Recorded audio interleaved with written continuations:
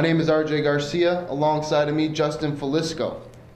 This year, Great America Ballpark is going to host the opening day festivities. It's their 9th straight one, and for the Reds, 130 straight home openers are season openers.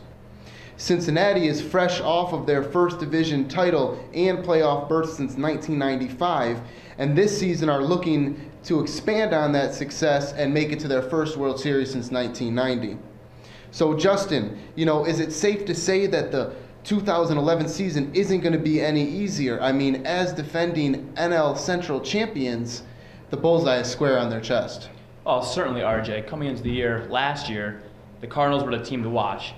This year now, the Reds, 91 wins in 2010, open up the 2011 season as the favorite of the NL Central.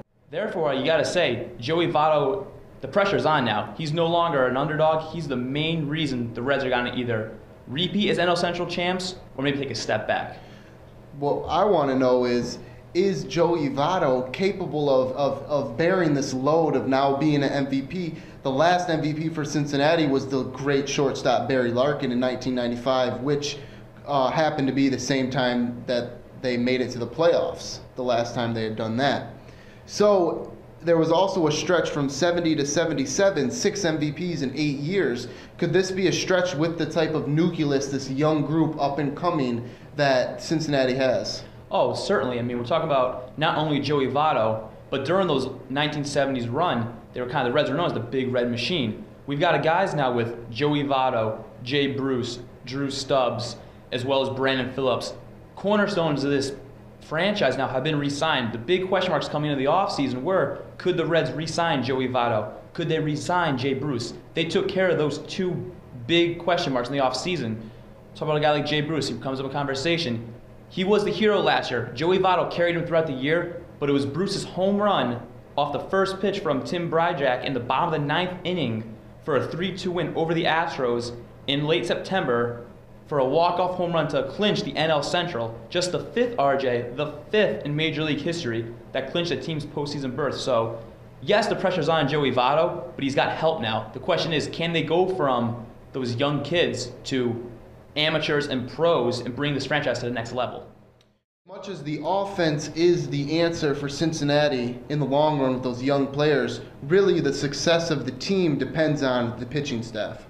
Oh, certainly, RJ. Coming off of a tough spring training for the Reds, the rotation's a little bit in trouble right now with 2 big injuries, 1 minor. The 2 big ones, though, are Johnny Cueto and Homer Bailey, both on the 15-day DL to start off the season. Cueto with a mild shoulder inflammation.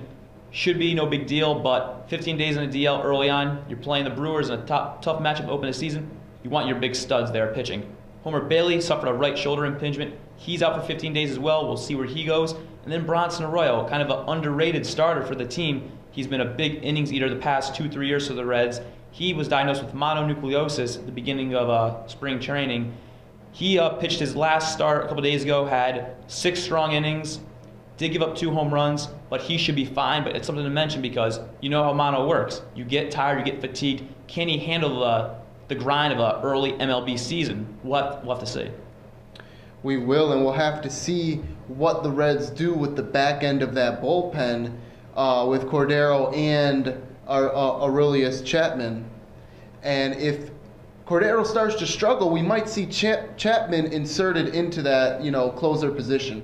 It's no secret the Reds have a decision to make with the next 2-3 years of what they do with Aroldis Chapman. We all know he's at the 100-mile-an-hour plus fastball, the Cuban sensation. They call him the Cuban missile. He's got what it takes to play at this next level. He spent last year mainly in the minors, got caught up late, showed some of that speed and what he could do at the major league level. Will he be the closer? Not this year, but Walt Jockney, the GM of the Reds, has admitted that there is some talks of moving Chapman into that role in maybe 2 years. So if Cordero, who made 40 saves last year, if he starts to struggle again, we might see Chapman get a couple of chances late in innings. Milwaukee comes into town. Could be the surprise of the NL Central this year. Definitely. That's why pitching is so important early on, because we all know the Brewers have a very talented offensive lineup. Prince Fielder enters a contract year after a very, very tough season. He dropped off significantly in his run production. And then you talk about Corey Hart, Ricky Weeks, guys that have really done a lot for this team the past couple of years, hitting-wise. they've never had the pitching that they have coming into 2011. They bring in Zach Greinke, a 10-14 record last year with the Royals, a 4.17 ERA, very down year. We know Greinke's better than that. As far as opening day pitching matchup goes, aces are wild. And this game's got two aces, one proven ace from last year, the Milwaukee Brewers, Yovani Gallardo, but Edinson Volquez coming back from Tommy John surgery, he's got something to prove. Oh, certainly, RJ. Talk about a pitcher in Edinson Volquez who has a lot of pressure on him. Volquez, he's now being thrown to the fire. Coming off Tommy John surgery a couple of years ago, this will be his first full season back as a starting pitcher for the Reds. He only appeared in 12 games last season, went 4-3, showed some sparks of the dominance that he once had, but he did finish 4-3 with a 4.5 ERA, 67 strikeouts. But RJ, if he can find that same talent he had before the surgery, he was 17-6 in 33 games in 2008 when they made the trade for Josh Hamilton when the Rangers dealt Volquez over to the Reds. But he's 8-5 since then, since that surgery in 21 starts. So we'll have to see what happens with him. I can tell you we're going to be in for an entertaining game. It's going to be a cold, soggy one there, and I think it's going to be more of a hitter's matchup than you think. Oh, certainly. This game looks to be, I'd say, maybe a 7-5, 8-6 kind of ball game. You're looking at two teams that are trying to figure out where their starting pitching's at, where their bullpen's at. We talked about the Reds, you know, their question marks in the closer's role. We'll see how John Axford does for the Brewers now, as he's getting his first shot as a full-time closer. But RJ, it comes down to hitting. Which team's going to score the most runs today? We'll find out shortly. We will, and to give us that call, we're going to send it over to the rest of the Red Alert crew, Joe Morgan, John Miller. I guys hope you enjoy the game. Great American Ballpark, an excellent venue, and we'll be back for the post-game report after the Reds hopefully come away with a victory. We'll see. It's going to be a great season, great game. Thanks for having us. Thank you.